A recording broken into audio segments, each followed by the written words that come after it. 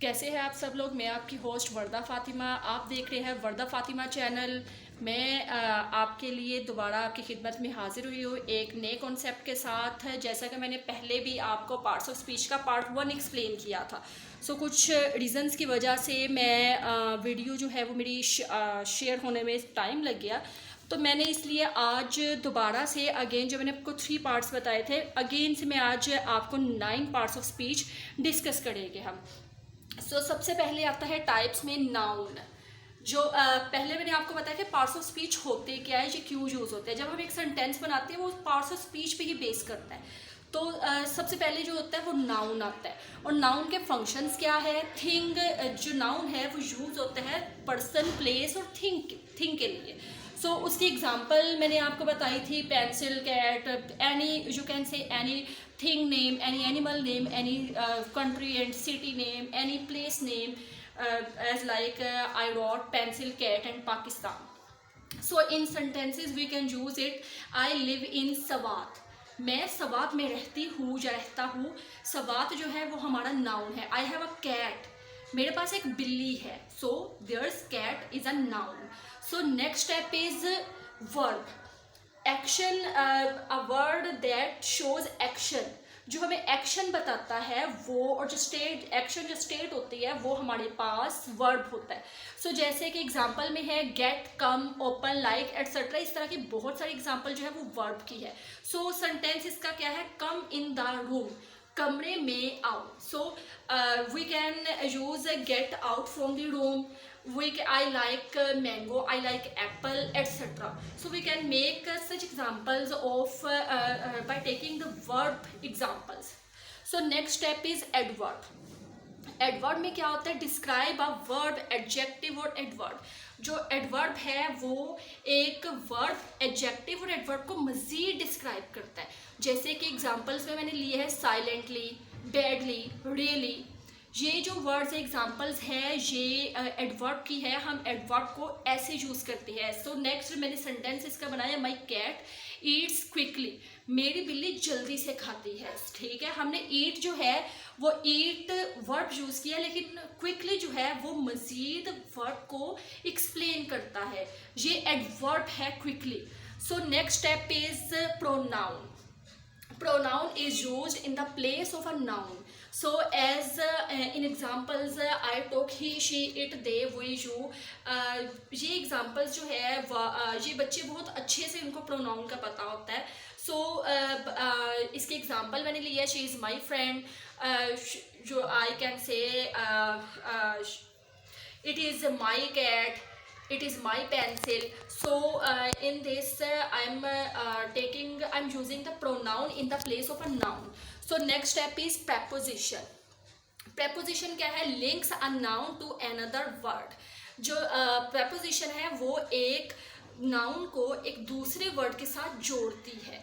जैसे कि एग्जांपल में है इन, ऑन, अप, अंडर, इंट, टू, इनटू। ये जो है ये सारी prepositions है जो कि एक नाउन को एक दूसरे वर्ड के साथ जोड़ती है, बताती है कि उसका रिलेशन क्या है। एग्जाम्पल में मैंने लिया है ही वॉज हाइडिंग, वो छुपा हुआ है अंडर द टेबल, टेबल के नीचे। अब उसमें हमें उन्होंने सेंटेंस दिया, अगर हम preposition इसमें यूज ना करें अंडर, तो हमें सेंटेंस क्लियर नहीं होगा। He was hiding the table, ये सेंटेंस क्लियर नहीं। He was hiding under the table, वो मेज के नीचे छुपा हुआ है। Next step is adjective. In adjective we describe a noun, the quality or disquality of a noun. In examples of an adjective we are taking small, big, good, bad, and many other words we can also use as beautiful, ugly. These are called examples of adjective. Next I took the examples, Momin is a good boy. जो अब मोमिन is a boy, it is a simple sentence, but I am using adjective in this sentence, so that's I took the adjective good. Momin is a good boy. Next one is conjunction.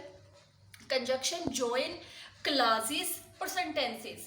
जो conjunction है वो दो sentences और clauses को आपस में जोड़ता है।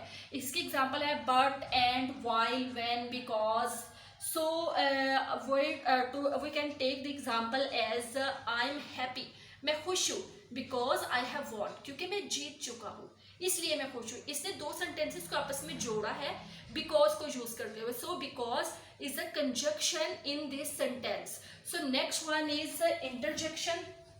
So in interjection we explain short exclamation, यानी कि हम उसमें अपने एक्सप्रेशंस शो करते हैं, हम जिसमें अपने एक्सप्रेशन शोज कर रहे होते हैं। As like we can take examples oh hi, ouch, wow, हुरा।